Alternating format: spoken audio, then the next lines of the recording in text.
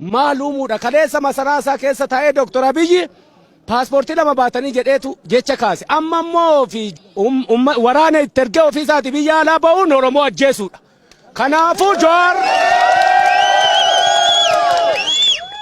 Kanaafuu Jawaar jechuun ija Oromooti. Jawaar jechuun kaabaaf kibba baaf lixa qaama Oromoo hunda keessa jira. Obbo Jaalmaruu fi Jawaar anaaf tokko. Kan nu bulchu oboodha ittaansan Jawaari. Jawaar dhabuu hin dandeenyu. Ana akka saba Oromoo tokkotti Jawaar dhabuu jechuun eenyummaa koo dhabuudha. Jawaar eenyummaa kooti, ka'umsa kooti. Jawaar afaan nutti hore. Jawaar ija nutti uume. Jawaar qaama nutti uume. Jawaar sirna gadaa kabachiise. Jawaar walqixxummaa ilmaan kushiif kan akka Sumaalee cunqurfaman kan akka qabu.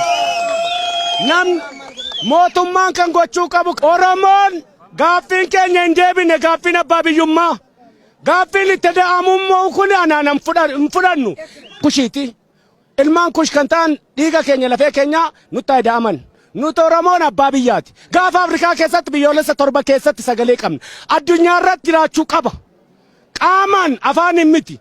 Ijoolleen keenya ala bulu. Amma yoonaa barandaa bulu. Kiraa manaatiin Habashaan kiraa manaatti da'aa jiru.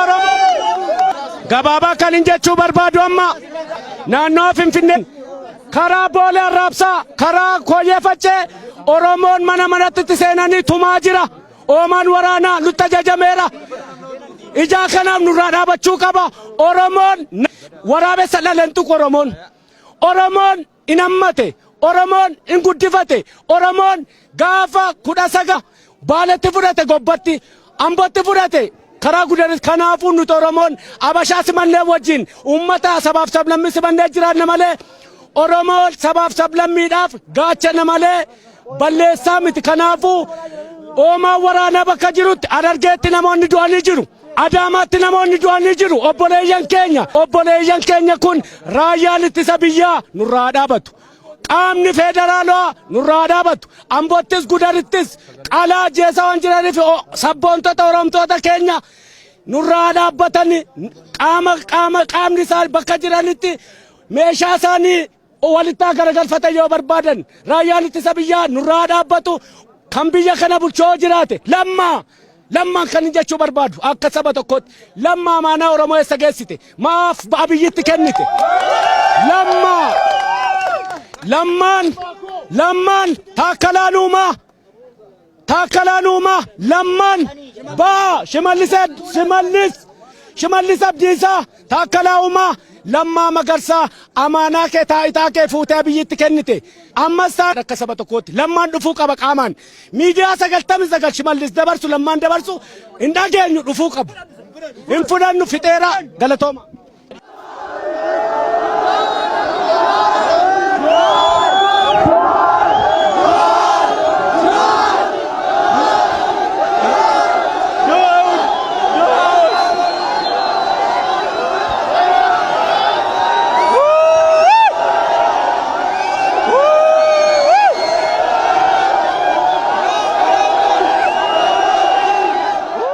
Kanan dhufe booleedhaan dhufe boolee goroo iddoo jedhamu dhufe boolee waradaa 9 jechuudha. Innaa dhimmani ka'eefis mana gaafa ganama ka'u galgala wanti asaamaa tureera. Jawaar itti marfamee jira qabamuuf akkas ta'uuf waan jedhamu waan na dhaga gurra na bu'eef gara kanatti odoon adeemuudhaaf imalaa jiru ijoollee baay'inaan taane karaa irratti qaama poolisiitiin qabamneetu gara poolis xaabiyaa deemne sadarkaatti kolaafamuu irra geenyeeti kan baane dhumne. Lafa kana kan dhumne jechuudha. Innaa lafa kana dhufuun dura immoo dhimmi lafa kana fiduuf jiru jira kan mataa isaa danda'e. Dhimmichi akkuma akkaan ammas ni kaase dhimma Jawaaridha. Dhimmi Jawaar kun immoo Jawaar ija nam tokkootu hin taane ija Itoophiyaa guutummaati. Jawaar qooda miidhamu an ofii kootti nafsee godhamu naa wayya. Ammas yoo dhugaa dubbachuuf ta'e as miidiyaa kana fuulduratti nanna kee ofirraa baasiitii uffata kee baasin agarsiisu yoo jettan kan miidhaman hin jiru. Inni kun akka Finfinnee kanaatti yoo xinnaate nama 23 kan ija kun argu nama 23 nama 50 biyya garaagaraatti namoota miidhamaa jiru. Isa kana mootummaan keessa galee faluu danda'a kana furmaata tokkotti deebisuu danda'a yoo ta'e keessa galee nuuf furu yoo dhuguma maqaan akkuma mootummaa jedhame maqaadhaan aangoo qabatee achi taa'aa jiru yoo jechuu danda'u yoo ta'e immoo ammayyuu taanaan akkasitti sammuu naasofnu miti muyyiin Oromoo ilmaan Oromoo taayitaa sanarraa isaa galagalchu akka kootti waan nan jedhu.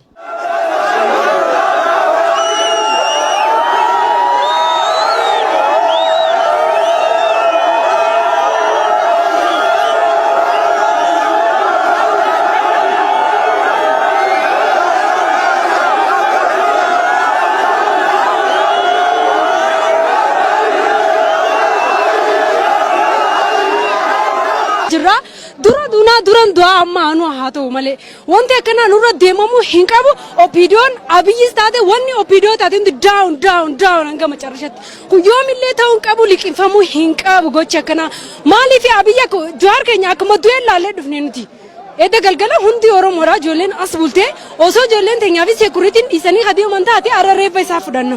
So waan kana ta'eef abiyyi fi jinni hin beenu nuti tokkollee kanaafuu Jawaar duuba jirraa si dura duunaa hundi keenyaa jechuun barbaada. Ijatti qo'aan nu baramte sana nu dhaamsu warra barbaaduun balaaleffata dhufe Jawaar lubbuu teenya lubbuu ilmaan Oromooti Jawaar tuqamuu hin tahu jennee Jawaartu karaa kana ijangati kono banamte sana sababa rabbi gaditti isaatu jenu bane waan ta'eef isa kana nurraa dhabamsiisu waan deemaniif ni dhumnaa isa dura nuutu dhuma jettee tanu banamtana hin cuftanii jechuudhaaf dhufne Jawaar lubbuu miiliyoona 50 isa duuba jira ilmi Oromoo jechaadha abbaa qeerooti abbaa ummata Oromoo hundaati tuqamuun ta'u abbaa haqaati mas Jawaar namuufu walqixa hojjeta Oromoo qofaa miti sabaaf sablammii biyya tanaa guutuuf hojjetaa jira waan ta'eef waan inni dhuma warra agawii fi waan wanna ibseef jecha kana irra naanneessu jechuun ODP'n duriidha ODP wala opiidiyoon gosuma takkuma taatee jirti waan taateef lubbuu namaa fixxee lubbuu namaa dhiiga namaatiin isin jiraachuu barbaadde waan ta'eef barabaraan dhiiga ilmaan Oromoo yoo wareega kan itti malee hin jiraattu waan itti fakkaatu jecha arrammoo ilmaan Oromoo Jawaar mataa Oromootti waan garagalaniif san balaaleffata bakka kana dhufne jechuun lubbuu Jawaar baraaruuf as dhufne jechuun lubbuu miiliyoona 50 fixanii Jawaar dabran malee Jawaar tuquume arguu hin dandeessu kana booda ODP'n. Ani magaalaa Shaashamannee irraa dhufee dhimma addaatiif as jira. Jawaar yeroo qabame yookaan hoomaa waraanaatiin marfamee yookaan uummata isa eegusanii bakka sanii kahaa jedhanii yeroo baasan jedhanii miirri kiyya miira addaa tahee bulee haa ta'u malee alhamdulillahi rabbil alamin yeroo as dhufutti Oromoon hedduu marsee qeerroon marsee eeguutti jira. Ana madhaamsa guddaalee dabarfachuu hin barbaadu obboleeyyan kiyya hedduun dubbatanii jiran dabarsanii jiranii. Wanti an dubbachuu barbaadu yeroo kana keessatti gaafa inni gara biyya kanaa galee Lammaa Magarsatti amaanaan kennamee jira. Uummata Oromoo afootti abbootii gadaa afootti jechuudha. Lammaa Magarsaa dhimma kana eessaan gahee dhagahuu dhabeetiin cadhisee moo osuma dhagahuu cadhisee osoo dhagahuu cadhisee jiraate akka Jawaar miidhamuu fi akka Jawaar ajjeefamu waan quba qabanii waan harka wal keessaa qabaniif hin jedhee fudhadha. Akkasuma mootummaa naannoo Oromiyaa kan yeroo ammaa kana irra jiru inni maaf bakka kana dhufuu dhabe. Hagaraayyaa abbaa Mancaafa asii argaa jirru lammaafamaa asitti arguu dhabne. Isaan maa qaamaan as dhufanii bakka kanatti dubbachuu maaf didaniidha. Kanaaf uummanni Oromoo kun ammootu kakaasiin isaan amma kaasan uummata Oromoo haatee albee ofiin qartu baasti jedhan lukkuun akkas yoo ta'e malee Jawaar miidhuun taatu. Jawaar miidhama jechuun sabni Oromoo cufti miidhama jechuu. Jawaar miidhama jechuun warri hadha maasaraa mootummaa keessa jiru kuni miidhama jechuudha. Kana waan ta'eef miidhaa Jawaar irratti cadhisuu miti. Sa'aatii ammaa kana qaamonni isaan ilaallatumaa bakka kana hin dhufneedhaan gaafii nan dabarfachuu barbaada. Ani maqaan koo Buzeerii Maammanuu Reebbaan jedhama. Ani as naannoo sabbata bakka Nookoolatti jedhamuun jiraadha. Kan inni ka'ee dhufes halkanis irra barramne haaluma Jawaar itti jiru yoo waggaa dhageenye jennu. Mee aggaamii Jawaar irratti yaalame kana maaltu sitti dhagahame? Qabsoo Oromoo irrattis dhiibbaan inni fidu maali? Haalli akkanaa furmaata yoo arganne?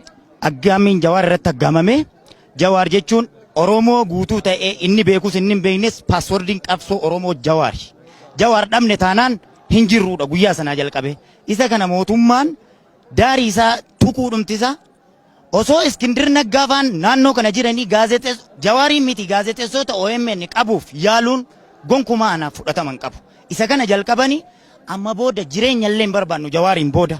Yoo Jawaariin tuqanii bifa kanaan deeman ta'e jechaadha. Ammas guutuu isaanii naman dhaabuma ODP keessa warri jiran osoo nu ganuu baatanii erga wanni taateen kun ta'e Oromoon maaf rasaasa rukutamte amma naannoo kanatti lammaanfaa Shimallis faa gadi ba'ee Oromoo Oromiyaa tuqtan taanaan humna qabuun gadi isinitti baa jedhee nu tiksuun qabu as qofaa miti guutuu amma Finfinnee kanarratti illee nuti Finfinnee kana sabaaf sablammii saba Amaaraa daballee nagayaan ni jiraachifne qeerroon amma booda bulchiinsi qaamni hidhatee jirus qaamni inni sadarkaa itti aanaa barreessaa jinni janka kaasee nafxanyaan amma irraa kaaftee nurraa baatu warri bulchiinsarra jirtu. Uummanni sabaaf sablammiin guutuun nu waliin haa jiraatu. Isaan tiksinee wajjin ni jiraanna nagayaan. Yoo kanan taane abbaa fedhe waliin ida'amuus haa ta'u waan fedhe siyaasa waliinii waan feenu hin qabnu. Nuti ofii keenya of bulchinee saboota nagaya qabanii waliin jiraachuu barbaanna. Oromiyaa keessatti goolii hin barbaannu amma booda. Ammas immoo ibsa nama tokkootiin asii Jawaariin dhiifnee hin gallu. Jawaar mataan isaa namni dhufee Oromoo guutuudhaaf fuuldura dhaabbatee kakatee waadaa galee jennaan Jawaar itti amanee isaan kana ni amanaa galaa hanga inni jedhutti hin gallu. Asumatti lafeen keenyallee dhabamtee baddi malee. Finfinnee keessatti immoo dhiigni keenyaaf lafeen keenyaaf foon keenya amma booda dachee Finfinnee guutti lafa guutti malee akka kanaan dhiibnee hin gallu. ODP nu jaarti jennees dinagdeenis misoomaanis hin gallu. Paartilee siyaasaa hundaanillee hin qixxeeffanu Jawaariin. Jawaar addatti nama dantaa tokko hin feene haqan kan dhaabbatudha. Paartileen siyaasaa osoo garaagarana wal harkisuu dhiisanii osoo tokkummaa qabaatanii jedhani ODP'n OPDO'n har'a nutti hin taphattu. Eega kana ta'ee hanga Jawaariin tikfannee lubbuu isaatiif bakka amanamaa tokko hanga kaannutti hin gallu. Oromiyaan guutuun nagaa argachuuf ormi nu bulchaa jiru kun as keessaa akka ba'u ammarraa kaasee guutuu isaattu jechuudha. Oromiyaa Oromoodhuma bulcha Finfinnee jalqabee kana booda nu fixanii kaanii haa bulchanii kanuman jedha ani daa'ima laman qaba isii sana galaafatanii fixanii anallee haa galaafatan.